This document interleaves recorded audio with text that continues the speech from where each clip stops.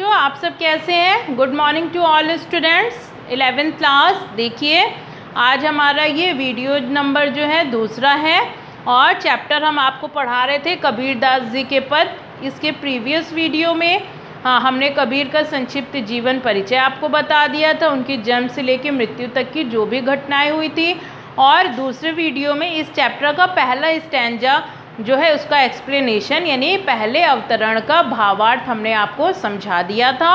और आज हम अपनी इस वीडियो में दूसरे अवतरण की ओर बढ़ेंगे। तो बच्चों, ये किताब आप देखिए, आरोह किताब है और इसी का जो है ये दूसरा पद मैं आपको समझाऊंगी। चलिए बच्चों, देखिए दूसरे पद में कबीरदास जी ने क्या लिखा है कि संतो देखत जग बौराना, साच कहो तो मारन धावे, झूठे जग पतियाना। नेमी देखा धर्मी देखा, प्रात करे स्नाना। आत्म मारी पखा नहीं पूजै, उनमें कछु नहीं ज्ञाना।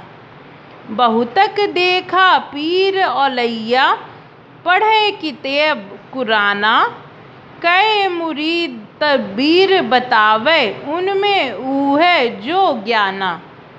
आसन मारी डिम्ब धरी बैठे, मन में बहुत गुमाना। पीपर पाथर पूजन लागे, तीरथ गर्व भुलाना। टोपी पहिरे माला पहिरे, छाप तिलक अनुमाना। तो बच्चों, इस प्रकार से ये आपका दूसरा स्टैंजा था। अब हम आपको एक एक लाइन का अर्थ बता रहे हैं। चलिए देखिए, दूसरे पद में बताने से पहले हम आपको इसका प्रसंग बता दें कि इसमें क्या चीज़ के बारे में कबीरदास जी ने फोकस दिया है। यानी कि कबीरदास जी का ये मानना है कि इसमें जो भी बाह्य आडंबर कर रहे हैं वो सारे लोगों के ऊपर इन्होंने अपना बहुत ही कड़ा प्रहार किया है। और किस प्रकार से किया है, आइए हम इस एक्सप्लेनेशन में देखते हैं। तो संतो देखत जग बौराना, बौराना मतलब पागल हो जाना, यानी मानसिक रूप से जो विक्षिप्त हो। तो कबीरदास जी कहते हैं कि संतो देखत यानी हे संत, हे साधु सज्जन, देखो तो ये संसार कैसा हो गया है, बौरा गया है, यानी पागल सा हो गया है।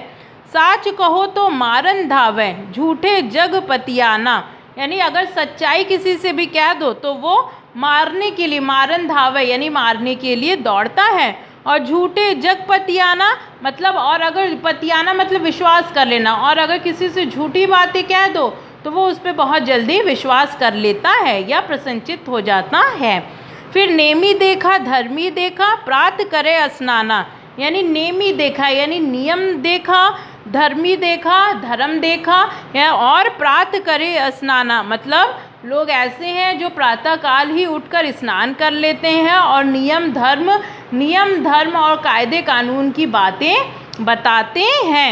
और आत्म मारी पखा नहीं पूजे, आत्म मतलब आत्मा, आत्म मारी यानी अपनी आत्मा को मार कर, पखा नहीं पूजे यानी कि पत्थर को पूजते हैं, यानी अपनी अंतरात्मा की बात को न सुनकर किसको पूजते हैं, पत्थर को पूजते हैं। और उनमें कछु नहीं ज्ञाना, यानी उनमें किसी भी प्रकार का कोई भी ज्ञान अंतर्निहित नहीं है, यानी कि सच्चाई को नहीं बोलते हैं, सच्चाई को नहीं स्वीकार करते हैं, झूठ की तरफ भागते हैं और अपनी अंतर आत्मा की पुकार को न सुनकर बाहर के दिखावे में, आडंबर में, मोह माया के जाल में फंसते जाते हैं। और बहुतक देखा पीर औलैया, पढ़े किताब कुराना, यानी कि बहुत ऐसी जगहों पर देखा जा सकता है जो मौलवी होते हैं वो क्या पढ़ते हैं, पवित्र ग्रंथ, किताब, कुरान ये सब पढ़ते हैं। और कै मुरीद तबीर बतावे, उनमें ऊहे जो ज्ञाना, यानी कि मुरीद यानी क्या होता है कि जो जिसका चेला होता है, जो जिसका शिष्य होता है, जिसको जितना ज्ञान होता है वो अपना ज्ञान उतना ही दूसरे को बताता है। और आसन मारी डिम्ब धरी बैठे, यानी आसन मार कर यानी कि बाकायदे पूजा पाठ का जो वो चित्र प्रस्तुत किया जाता है, यानी दिखावा ढोंग किया जाता है। पद्मासन बनाकर लोग बैठते हैं, डिम्ब मतलब होता है आडंबर करना, धरी बैठे यानी आडंबर करके, ढोंग रचा के, स्वांग रचा कर लोग बैठते हैं पूजा पाठ के लिए, और मन में बहुत गुमाना, और मन में उनके बहुत ज़्यादा गुमान है यानी घमंड है।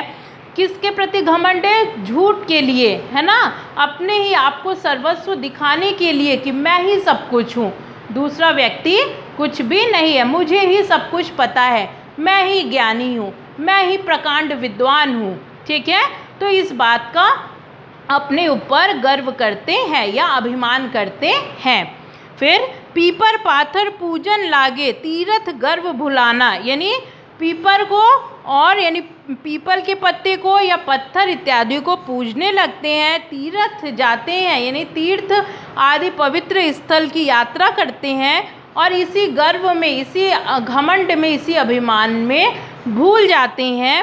टोपी पहिरे माला पहिरे, छाप तिलक अनुमाना, यानी उनका एक अनुमान है, एक विश्वास होता है कि टोपी पहनने से, गले में जो है बेजोड़ माला पहनने से, छापा तिलक करने से ईश्वर की प्राप्ति हो जाएगी। तो बच्चों बताइए, क्या ये सब करने से ईश्वर की प्राप्ति हो जाती है? कदापि ईश्वर की प्राप्ति नहीं होती है, क्योंकि ईश्वर की प्राप्ति उसी को होगी जो व्यक्ति सच्चा होगा और अपने नियम धर्म से, ईमानदारी से, आस्था से, निष्ठा से, विश्वास कर्म से अपने कर्तव्यों का निर्वहन करता चला आ रहा है। उसी के लिए मोक्ष के द्वार स्वर्ग में खुलते हैं। तो यहाँ पे कबीरदास जी ने ये जो पाखंडी हैं, जो तमाम तरह के जो है स्वांग रचाते हैं, मतलब नाटक करते हैं, जो बहरूपिये हैं, वो उनके प्रति कड़ा प्रहार किया है। मतलब कबीरदास जी ये समझाना चाहते हैं अप्रत्यक्ष रूप से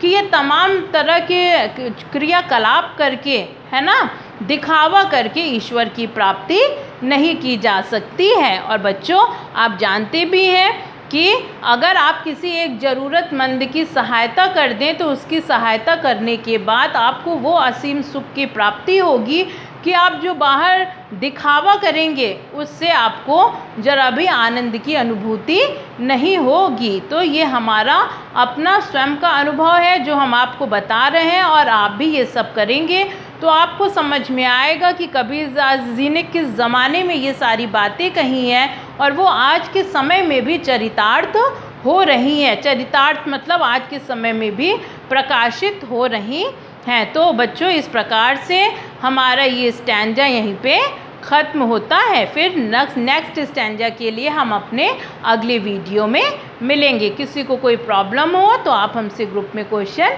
कर सकते हैं। ओके बच्चों, थैंक यू।